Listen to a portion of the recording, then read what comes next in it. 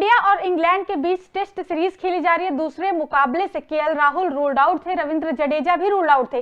कुछ पता नहीं था कि तीसरे मुकाबले में वापसी करेंगे या फिर नहीं करेंगे, क्योंकि इंजर्ड थे दोनों ही खिलाड़ी। और जब बीसीसीआई ने तीसरे, चौथे और पांचवें मुकाबले के लिए स्क्वाड का ऐलान भी किया तो रविंद्र जडेजा और केएल राहुल दोनों के ही नाम के ऊपर स्टार बना हुआ था, मतलब कि सब्जेक्ट टू फिटनेस। अगर फिट हुए तो खेलते हुए नजर आएंगे, अगर फिट नहीं हुए तो फिर नहीं खेल पाएंगे। लेकिन अब आपको बता दें कि एक बहुत बड़ी ब्रेकिंग न्यूज आ रही है, बहुत बड़ी खबर है कि केएल राहुल की वापसी अब तय हो चुकी है।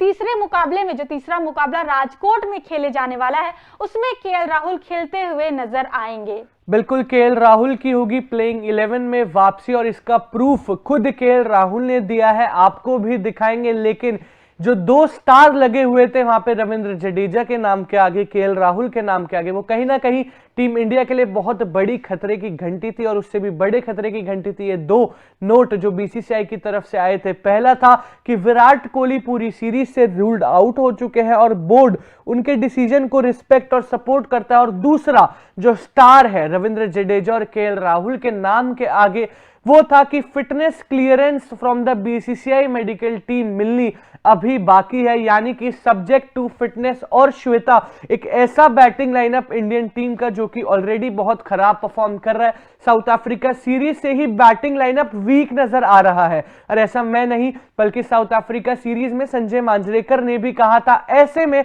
अगर केएल राहुल और जडेजा इस मुकाबले में नहीं खेलते तो कहीं ना कहीं इस ऑलरेडी स्ट्रगलिंग बैटिंग लाइनअप को और भी ज्यादा दिक्कतें होती। लेकिन अब खुशखबरी यहां पे इंडियन फैंस के लिए, साथ ही साथ इंडियन टीम के लिए भी, कि केएल राहुल की वापसी वहां पर हो जाएगी तीसरे मुकाबले में। और इसका ऐलान खुद केएल राहुल ने करा।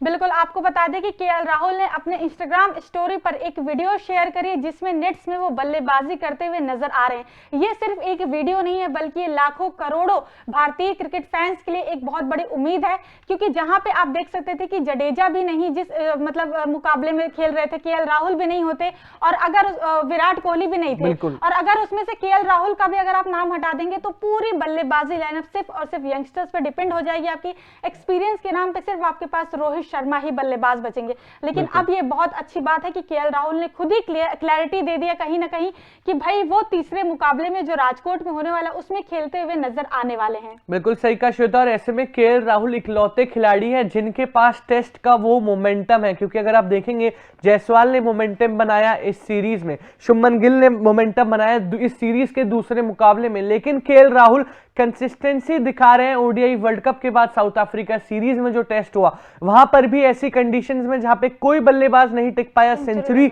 जड़ दी केएल राहुल ने। उसके बाद जब यहां पर इंग्लैंड के खिलाफ खेलने आए भारत में, तो फिर वहां पर भी कमाल की 70 या 80 कुछ रनों की पारी खेली थी केएल राहुल ने और बहुत कॉन्फिडेंट नजर आ रहे थे। ऐसे में अगर केएल राहुल इस बैटिंग लाइनअप में नहीं होते, जिसका कहीं ना कहीं दिक्कतों में, जिसका हमें देखने को मिला कि कितनी दिक्कतों में इंडियन टीम थी उनके बिना, रोहित शर्मा परफॉर्म नहीं कर रहे, केएस भरत परफॉर्म नहीं कर पा रहे, रजत पाटीदार को लेकर आए थे वो भी परफॉर्म नहीं कर पाए कुछ खासा अपने डेब्यू परफॉर्मेंस में। ऐसे में कहीं ना कहीं जरूरत थी इंडियन टीम को केएल राहुल की, और अब ये बहुत बड़ा रिलीफ है इंडियन टीम के लिए भी, क्योंकि अगर केएल राहुल नहीं होते तो Rajat Patidar, Sarfaraz Khan out of form, KS Bharat, साथ ही साथ आउट ऑफ फॉर्म आपके कप्तान रोहित शर्मा, इन पर आप डिपेंड होकर नहीं जा सकते थे बैटिंग लाइनअप में, क्योंकि शुभमन गिल की भी सेंचुरी, शुभमन गिल का भी कमबैक दूसरे मुकाबले में ही आया है।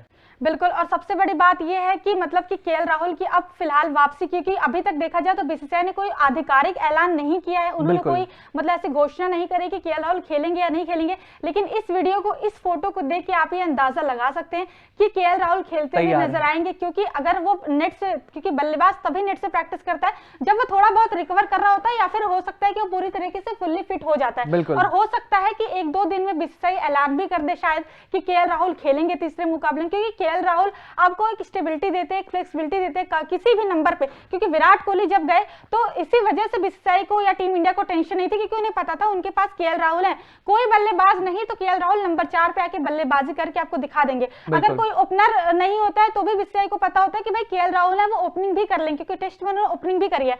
नंबर 5 पे भी खेल सकते हैं, नंबर 4 पे भी खेल सकते हैं, क्योंकि जब विराट कोहली थे तो नंबर 5 पे बल्लेबाजी करते नजर आए थे, विकेट कीपिंग नहीं करे लेकिन बल्लेबाजी से पूरा योगदान केएल राहुल दे रहे हैं। तो एक फ्लेक्सिबिलिटी लेकर आते हैं। अगर वो नहीं होते हैं स्क्वाड में तो फिर एक चीज होती है ना कि भाई मिसिंग होता है, कि कुछ ना कुछ जो होता है आपका बल्लेबाजी एक एक्सपीरियंस मिसिंग होता है आपके प्लेइंग 11 से। बिल्कुल, बाकी केएल राहुल की इस वापसी से इंडियन टीम को तो फॉर श्योर फायदा होने वाला है। आप कितने खुश है केएल राहुल की इस वापसी के ऐलान से, कहीं ना कहीं जो उन्होंने अपनी स्टोरी के थ्रू कर दिया है, आप बता सकते हैं कमेंट सेक्शन में। तब तक के लिए देखते रहिए तूफान स्पोर्ट्स। लाइक शेयर सब्सक्राइब तूफान स्पोर्ट्स।